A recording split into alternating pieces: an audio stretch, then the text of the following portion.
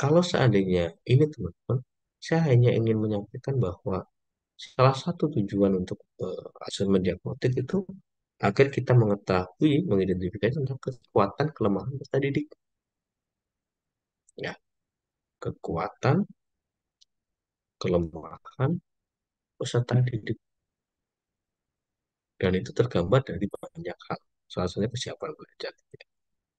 Nah, salah satu yang menjadi poin mungkin saya penting untuk disampaikan adalah tentang kesiapan belajar murid ini. Kesiapan belajar murid itu sangat dekat dengan kognitif, ya. Sangat dekat dengan ke kognitif. Anak itu katakan kita akan belajar tentang apa ya? Hmm, mungkin tentang menulis gitu katakan gitu. Eh, dia bisa menulis kalau seandainya dia eh, hafal berkaitan dengan huruf dan bisa memadukan antar huruf itu menjadi sebuah kata. Setelah kemudian bisa memadukan pada kata, kemudian kita rangkai menjadi sebuah kalimat gitu. Nah, bisa jadi ada anak yang kemudian huruf aja udah hafal gitu. Kan itu juga perlu itu dicek gitu ya. Bagaimana dia bisa mau menulis kalimat kalau saya huruf aja belum hafal. Itulah yang kemudian perlunya kesiapan belajar itu dicek dulu sebelum proses belajar itu dilakukan. Dan ini kata ini membaca, nanti akhirnya ada yang kemudian sudah membaca lancar. Ada juga mungkin kelompok yang sudah dapat membaca namun masih mengeja, tapi ada juga yang belum dapat membaca. Terus setelah dipetakan, eh, terus selanjutnya gimana? Diferensiasi. Pak, yang terjadi itu dikelompokkan yang pinter sama pinter, Pak, yang kurang sama kurang gitu ya. Kalau Bapak Ibu itu melakukan pengelompokan dalam kerangka permanen, itu tidak boleh. Maka kita harus membiasakan betul tuh. Bisa jadi di kemampuan membaca anak itu pintar, tapi di kemampuan berkaitan dengan matematika dia kurang. Di dalam mungkin tentang seni dia tuh masih di level yang tengah gitu. Artinya sebenarnya kita harus sering membuat sebuah pembelajaran berbasis kelompok itu. Tetapi data-data yang semacam itu bukan data untuk siswa, tapi data untuk guru. Untuk menyiapkan pembelajaran yang paling efektif, yang paling sesuai dengan kebutuhan murid. Jadi kalau kita sudah terbiasa membuat sebuah kelompok-kelompok, tidak ada tuh dikotomi anak pintar anak kurang. Karena mereka taunya dibentuk kelompok. Nah, ini yang kemudian nanti perlu kita diskusikan secara bersama. Jadi kita poinnya adalah kita perlu untuk membiasakan anak dalam proses-proses belajar kelompok. Dan kita punya kemerdekaan untuk menentukan cara, metode, pendekatan, strategi yang kita ambil itu yang menurut kita paling efektif itu bagaimana gitu. Setelah dapat pemetaan, wah ini yang menurut saya yang paling efektif kita menggunakan tutor sebaya. Boleh tidak? Silahkan. Oh ini yang kemudian paling efektif kita berbagi kelompok kemudian itu silahkan. Dan Bapak Ibu punya kewenangan untuk itu. Tugas Bapak Ibu adalah bagaimana caranya agar mengupayakan semua murid itu bisa ada progres belajar. Dan progres belajar itu mengacu kepada apa? Tercapainya tujuan pembelajaran. Jadi bagaimana kemudian seluruh siswa itu bisa mencapai tujuan pembelajaran. Ya. Caranya gimana? Kalau seandainya mungkin dia sudah cukup mahir itu Pak Ibu, kita berikan arahan sedikit mungkin dia sudah selesai.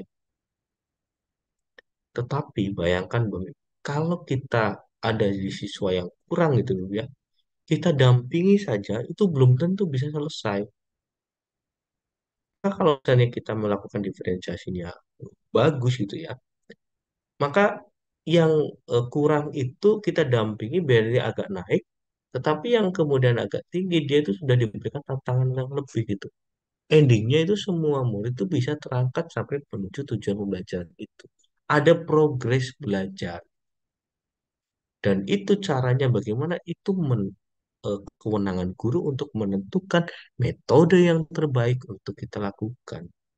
Yang penting Bapak Ibu sudah melakukan asesmen awal dan dipetakan. Kata kuncinya dipetakan.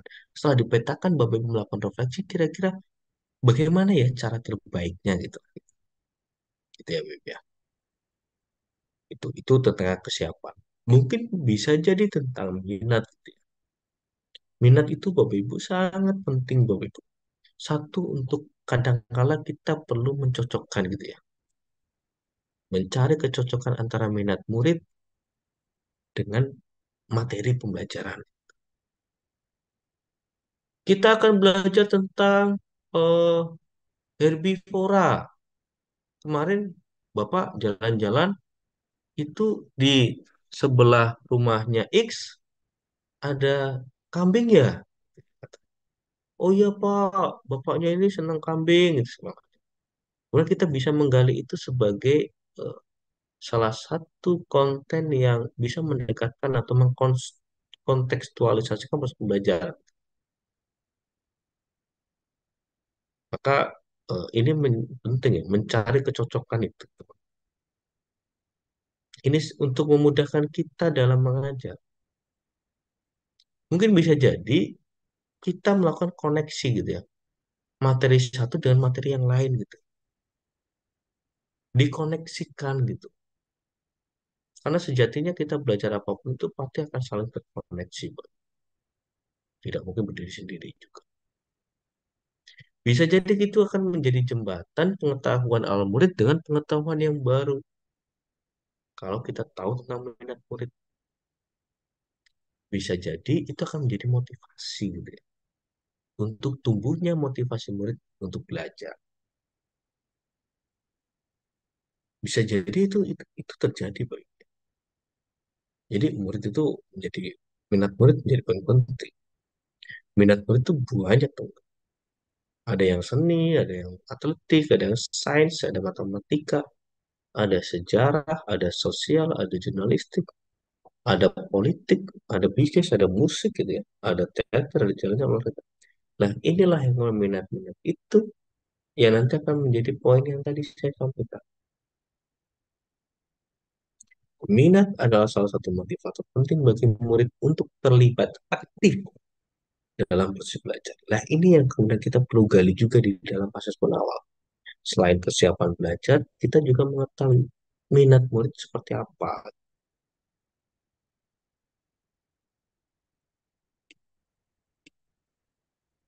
Juga mungkin kita juga butuh juga tentang profil belajar murid gitu ya.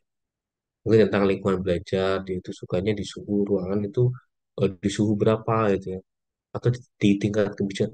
Ada nggak sih anak yang kemudian belajar menggunakan musik gitu ya? Ada nggak sih anak yang kemudian pengen diam gitu? Nah, itu yang kemudian perlu dicek betul sama gurunya tuh. Mungkin tentang budayanya gitu.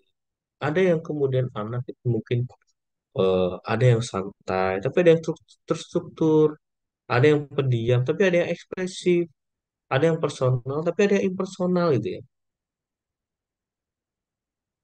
Kalau dalam buku yang pernah saya baca tentang personality plus, itu ada anak yang kemudian melankolis perasaan gitu ya. Ada yang koleris, yang kemudian punya keinginan kuat gitu. Ada yang kemudian pragmatis yang mengikuti apa yang ada gitu ya. Kemudian ada yang kemudian sanguinis yang sangat ekspresif gitu. Kalau dalam bukunya Personality Plus itu.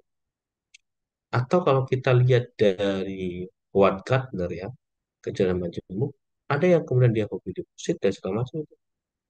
Ada yang di kinestetik, ada yang interpersonal, ada yang intrapersonal, ada yang verbal linguistik, ada yang naturalis, ada yang logik matematik. Dan kita harus pahami juga setiap anak seperti apa. Itu. Dan ini bukan berarti kemudian eh, kita langsung harus tahu enggak. Itu kita sambil berjalan sambil kita mencari itu bagaimana potensi anak seperti apa gitu ya. Nah, ini yang penting. Kadangkala teman-teman asesmen awal itu di awal tahun pelajaran terutama ketika berkaitan dengan minat, berkaitan dengan tadi ya profil lingkungan belajar gitu ya. Itu bisa di awal tahun pelajaran. Tapi kalau tentang sosial itu berada di awal lingkup materi gitu, terutama materi-materi yang membutuhkan prasyarat ya, kemampuan prasyarat.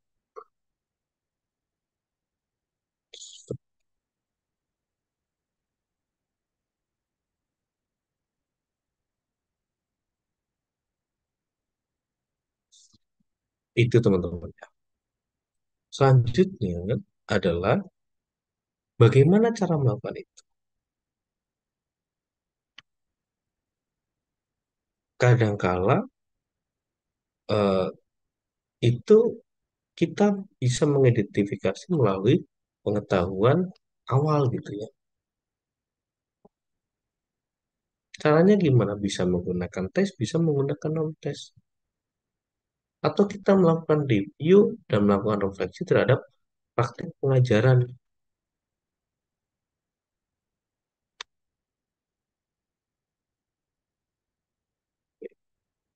Atau kita bisa berbicara dengan guru sebelumnya gitu ya. Atau kita bisa melihat rapot kemarin gitu ya. Oke. Atau kita bisa mengamati perilaku. Saya hanya ingin menyampaikan bahwa kita cara mengidentifikasi itu tidak hanya menggunakan satu cara yaitu tes. Tidak harus pakai tes. Bisa kita berbicara, bisa kita mengidentifikasi pengetahuan awal, bisa kita membaca rapor, bisa melakukan review, bisa kita melakukan pengamatan, gitu ya. Dan kadang-kala juga kita bisa melakukan dengan bercerita, dengan menulis, dengan menggambar, padahal sejatinya kita sedang melakukan asesmen awal, ya. Jadi tidak harus tes, teman-teman. Kemudian strategi tanya jawabnya nih, saat siswa menjawab pertanyaan nanti seperti apa gitu kata. Artinya kan yang penting kita kan eh, mindfulness ya, hadir secara utuh gitu. Baru kita nanti akan memberikan jawaban-jawaban ya. Saya kira itu berkaitan dengan materi hari ini nih ada beberapa contoh yang kemudian nanti mungkin bisa eh, kita apa ya kita sampaikan gitu ya. Jadi ada contoh seperti ini bisa kemudian dengan kolom ya tidak gitu ya. Itu bisa juga. Jadi dia ngisi gitu ya. Ngisi pertanyaan ini, menjawab pertanyaan ini dengan kolom ya tidak. Atau dengan seperti ini nih. Ini di Canva banyak gitu ya. Banyak. Ini boleh juga. Bahkan sampai pada penyakit tertentu. Guru juga harus paham penyakitnya anak-anak. Ya. Kemudian mungkin ada yang asam lambung tiba-tiba itu ya. Ada yang apa itu. Nah, itu yang udah perlu diketahui tuh. Ini ini hanya sekedar peta ini. Jadi ada tujuan. Tujuannya itu tentang menunjukkan sikap menjadi pembaca. Dan ada kemampuan membaca peserta didik. Setelah itu kita melakukan asesmen awal. Nah, asesmen awal itu menggunakan permainan tuh. Jadi kita pakai permainan kartu kata tuh. Setelah itu baru kemudian ada yang mencerminkan kemampuan awal tuh. Yang belum mampu membaca, dia tidak akan melakukan aktivitas itu. Yang bisa mampu membaca, berarti dia bisa melakukan itu. Katakan ada hentak kaki, berarti dia hentak kaki gitu. Itu berarti dia bisa baca. Kalau udah bisa baca, berarti dia belum bisa.